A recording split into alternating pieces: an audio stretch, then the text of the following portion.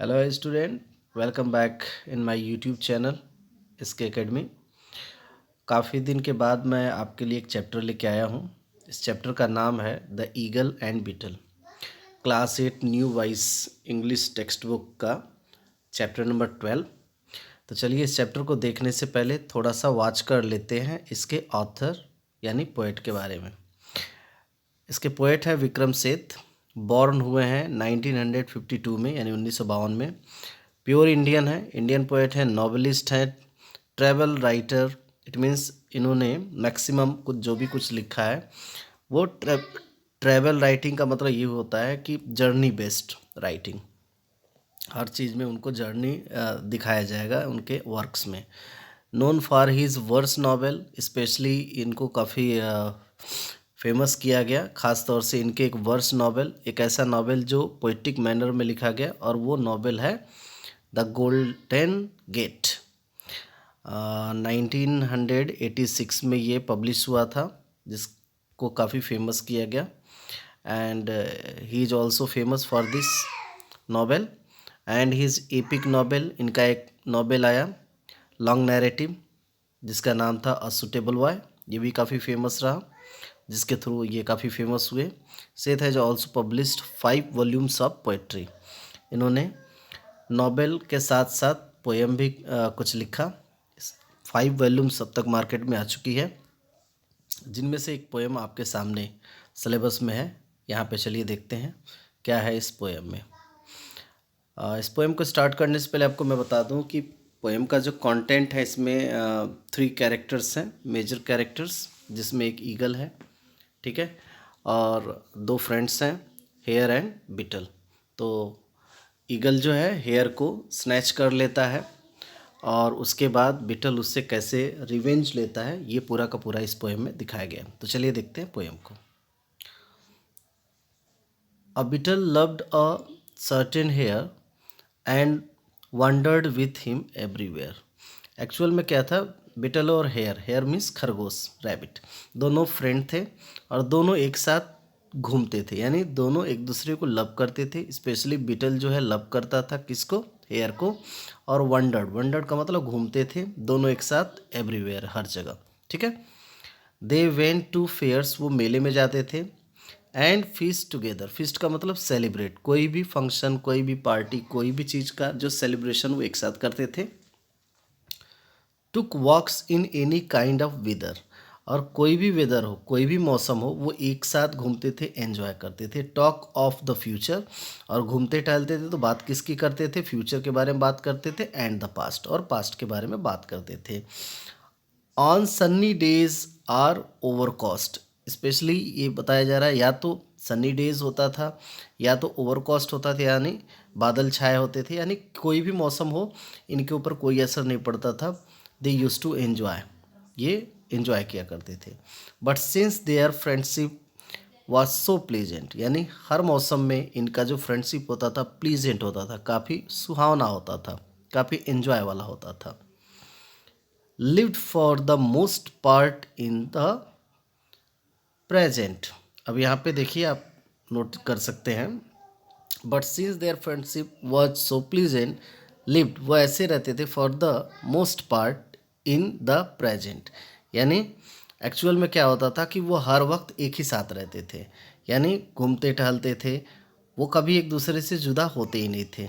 इसलिए mostly part वो use करते थे प्रेजेंट में, यानी ज़्यादा से ज़्यादा तौर पे वो एक साथ रहने का काम किया करते थे, घूमने का काम किया करते थे। नेक्स्ट स्टेंजा में देखेंगे, वन डे अल्लास, बहुत दुख की बात है, एन ईगल फ्लू, एक बाज उड़ते हुए आया, जस्ट मिनट, उड़ते हुए आया, एवं देव, उनके ऊपर, आसमान में उड़ते हुए आया। एंड बिफोर दे न्यू, अभी वो कुछ जान पाते, what cloud had shadowed them, यानी किस प्रकार का दुख उनके ऊपर आने वाला है। The hare hung from her talons, talons का मतलब उसका पंजा, किसका पंजा, बाज का पंजा। इन मिड एयर, अभी ये कुछ समझ पाते कि बाज क्या करता है, बाज क्या करता है, हेयर को अपने पंजे में लेता है और स्काई में उड़ जाता है, ठीक है। Please spare my friend, the beetle cried, beetle जो है चिल्लाता है, बोलता है भाई मेरे दोस्त को छोड़ दो, स्पेयर कर दो, लीव कर दो, माफ़ कर दो। But the great eagle sneered with pride, लेकिन वो जो ईगल है उसको ग्रेट कहा जा रहा है, काफ़ी बिग, ठीक है, इनॉर्मस कहा जा रहा है। वो काफ़ी प्राउडी होता है, इसलिए वो स्नियर करता है, चिल्लाता है, ट्विटरिंग करता है, चिंघाड़ता है, आप ऐसे समझिए, दहाड़ता है, कुछ भी कह सकते हैं, ठीक है। स्पेशली ईगल के लिए स्नियर्ड का यूज होता है, ठीक है। ईगल के आवाज़ को स्नियर कहना करते हैं। एंड यू पनी, और क्या बोलता है, स्नियरिंग करते करते बोलता है यू पनी। पनी मीन्स वेरी स्मॉल, यहाँ ऑलरेडी मैंने डिनोट करके रखा हुआ है। कुछ वर्ड मीनिंग जो रेड से कोट किया गया है वो बुक में ऑलरेडी है, आप देख सकते हैं। पनी वेरी स्मॉल यानी very tiny, very little, very little तो है ही, क्यों, आप यहाँ देख सकते हो इमेज में। बीटल कैसा होता है, एक छोटा सा इंसेक्ट या कीड़ा ही तो होता है। और बोलता है सर्वाइल क्लॉडिस बग, बग का मतलब ऑलरेडी कीड़ा ही होता है। अब देखिए अब सर्वाइल और क्लॉडिस का मीनिंग क्या होता है, बुक में ऑलरेडी दिया हुआ है, यहाँ पे आप देख सकते हैं। सर्वाइल का मतलब होता है ईगर टू सर्व, ऐसा व्यक्ति जो सर्व करने के लिए पैदा हुआ हो। क्लॉडिस का मतलब होता है स्टूपिड, तो इसको सब कुछ बोल देता है, ठीक है। पनी भी बोलता है, सर्वाइल भी बोलता है, क्लॉडिस भी बोलता है। तो ये सारे क्वालिटीज़ किसके अंदर है, बीटल के अंदर है। और ये कौन बोलता है, ईगल बोलता है, किसके लिए, बीटल के लिए। आगे देखते हैं क्या होता है, वो उसको छोड़ता है उसके फ्रेंड को या नहीं छोड़ता है। गो ऑफ एंड हाइड योर अगली मग, और इवन जो हॉक है, बाज है, चील है, बोलता है कि भाई तुम जाओ, मग, मग का मतलब फेस, ऑलरेडी बुक में है, आप देख सकते हैं। अपने फेस को हाइड कर लो, छुपा लो, ठीक है। How do you dare assume the right, तुम्हारी हिम्मत कैसे हुई मेरे राइट को एज्यूम करने की, यानी मेरे अधिकार को रोकने की। तुम्हारी हिम्मत कैसे हुई जो तुम मुझे कह रहे हो कि मैं तुम्हारे दोस्त को छोड़ दूं, ठीक है। To meddle with my appetite, interfere करना मेडल होता है, ठीक है। और एपेटाइट का मतलब हंगर, मुझे भूख काफ़ी लगी हुई है, मैं तुम्हारे दोस्त को खाने वाला हूँ, इसलिए मुझे भूख मिटाने में इंटरफेयर ना करो तो अच्छा होगा। This here is my snack, ये आज मेरा स्नैक बनने वाला है, आज ये मेरा नाश्ता बनने वाला है। हैव यू नॉट हर्ड, क्या तुमने नहीं सुना, I am the great God juice birds, एक गॉड है, ठीक है, जैसे जीसस होते हैं उसी तरह से फॉरेन मैथोलॉजी में ज्यूस हैं जो सभी गॉड के गॉड माने जाते हैं, ठीक है। और वो बोलता है कि भाई मैं ज्यूस का बर्ड हूँ, जैसे हमारे वहाँ भगवान विष्णु का सवारी है ना गरुड़, उसी तरीके से आप समझ लीजिए।